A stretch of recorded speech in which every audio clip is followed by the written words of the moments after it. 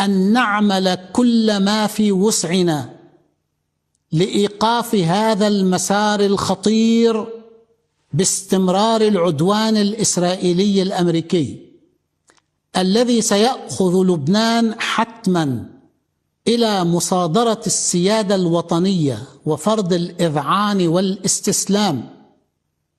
قال تعالى: أذن للذين يقاتلون بأنهم ظلموا وإن الله على نصرهم لقدير، الذين أخرجوا من ديارهم بغير حق إلا أن يقولوا ربنا الله ولولا دفع الله الناس بعضهم ببعض لهدمت صوامع وبيع وصلوات ومساجد يذكر فيها اسم الله كثيرا ولينصرن الله من ينصره.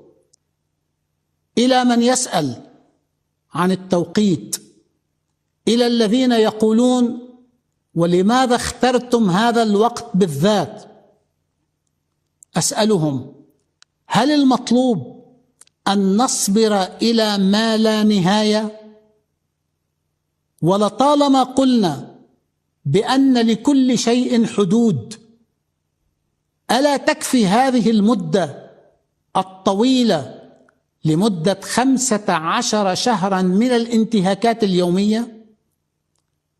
ألا يكفي أن يرتقي حوالي 500 شهيد خلال هذه الأشهر 15 بمعدل شهيد كل يوم؟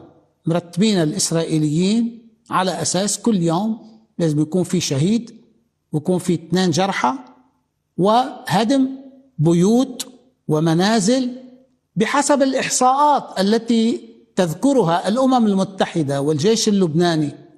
أكثر من 10,000 خرق بري وبحري وجوي.